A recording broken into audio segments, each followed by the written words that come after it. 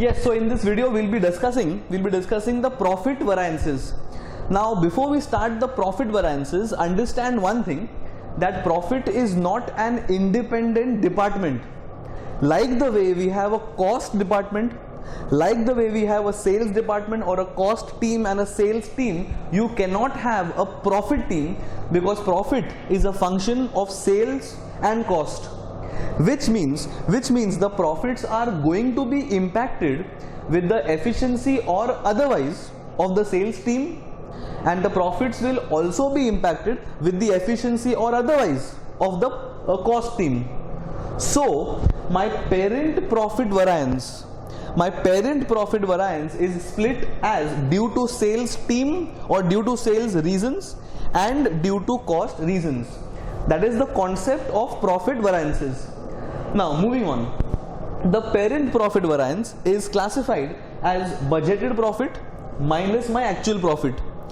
Now take care that the budgeted profits will always be found out using the budgeted quantity, and the actual profits will always be found out using the actual quantity.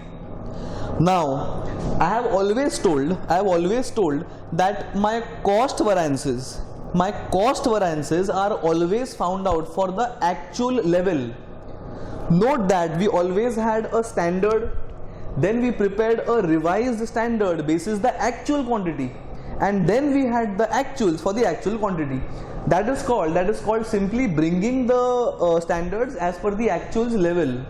Note that this will not be done for the sales variances or the profit variances. So it is the budgeted sales quantity minus my actual sales quantity. I am not getting the budget to the actual level like I do for the cost variances. Reason being, cost is input variance, because DM, DL are all my inputs. This is a profit variance. Profit comes from sales, and sales is an output for me. So if I bring the output level as per the actual level, then I will be negating the quantity variance. That is why I always compute the budgeted sales quantity ka profit with the actual quantity ka profit, and the budgeted quantity will be different than the actual quantity, and that is the very reason of the quantity variance. Barabar? So parent variance is always the profits I am budgeting minus the profits I am actually earning. Actual profits will generally be given in the actual profit and loss account. P&L will always be for actuals, and the actual profit will be given from there. In case the actual quantity is given and the actual profit is given, then we can find out the actual profit using the actual quantity and the actual net profit. Then, as I said, the main reason or the two major reasons of the profit variance coming into existence is because of the efficiency or otherwise of the sales team and efficiency or other of the cost team. Now let's first discuss the easier part, the cost team. We have learned how to find direct material cost variances. We have learned how to find labor cost variances, VOH cost variances, FOH cost variances, S&D cost variances. These all parent variances will sum up for due to cost reasons of the profit variance. So I can say the profit variance is coming into existence because of cost reasons, and the cost reasons are DM, DL, VOH, FOH, S&D. So all these variances which we had found independently will be all added up to get the due to cost aspect of the profit variance. Sorted? So ये अपना काफी simple है. Now coming to due to sales side of the profit variance. Note that I am not computing sales variance. I am computing the profit variance due to sales team. Now the profits due to sales. Now we will not even discuss the cost variances. Now sales. Now the profits will change either because of the selling price being more or selling price being less. So any profit reason or any profit change reason due to selling price reason is my selling price variance. This formula is exactly same like sales variance ka selling price variance. That is the budgeted selling price minus my actual selling price into my actual sales quantity. Note that the quantity used here is going to be sales quantity and not the production quantity, because the profits are always coming due to sales.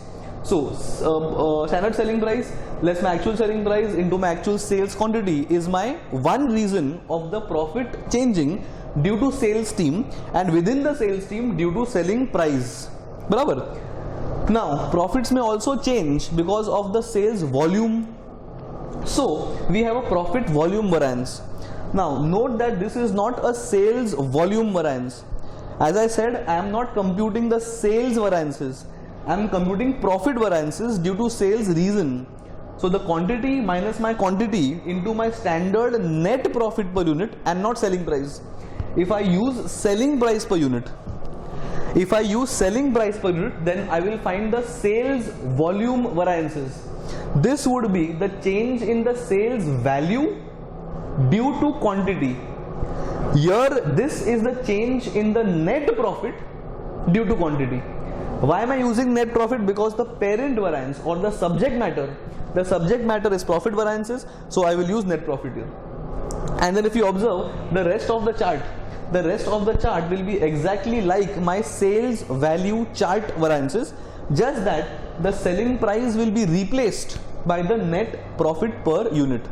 Very simple. We have a sales mix variance and we have a sales sub-volume variance. Here we will be having a profit mix variance and the profit sub-volume variance. As I said, the formula is same. The standard mix for actual sales quantity. That means you sum up the sales of A plus B plus C actual. A plus B plus C is actual. Apply the standard mix. When I apply standard mix on the actual total sales quantity, I will get the mix in which the actual sales should have happened. So this is the number in which the actual sales should have happened.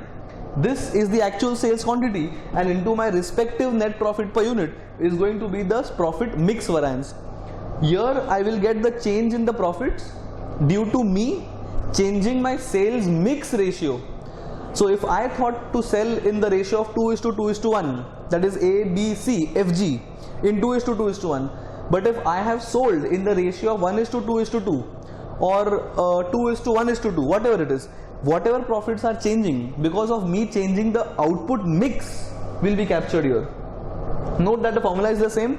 In the sales value variance chart, I am using selling price because the subject matter is sales variance.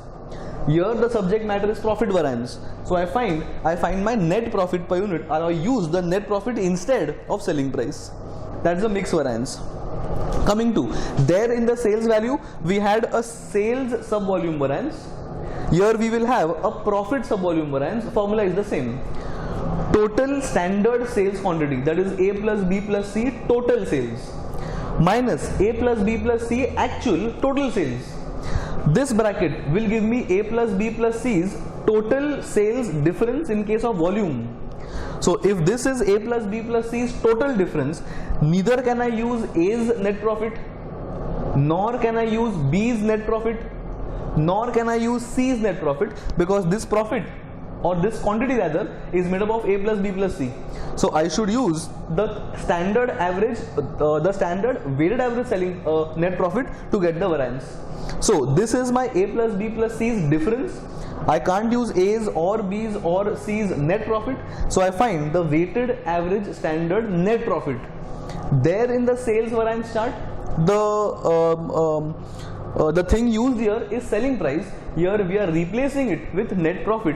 Again the same thing, because the subject matter is net profit. Then volume variance, sub-volume variance. Sub-volume variance will be split into market size, market share, which we have done. Again the same thing, market share and market size, the formula is coming from there. I am using only net profit instead of selling price.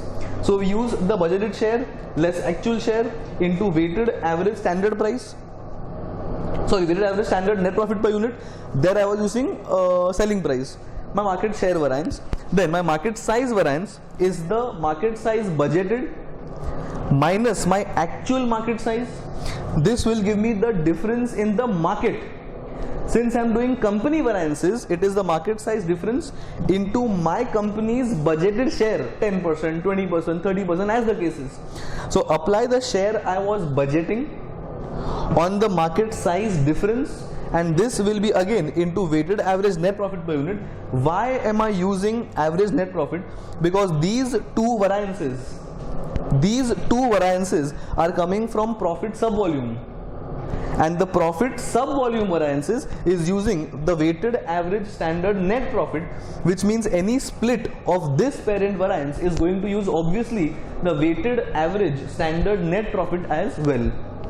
So if you observe the due to sales side of the profit variance, that chart is exactly same like the sales value chart analysis.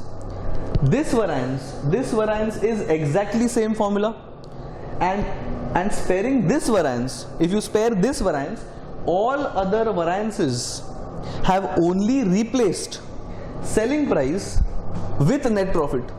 So if you know your sales value variance ka chart, you will obviously know the due to sales side of the profit variance. All I'm doing is simply replacing the word selling price with net profit.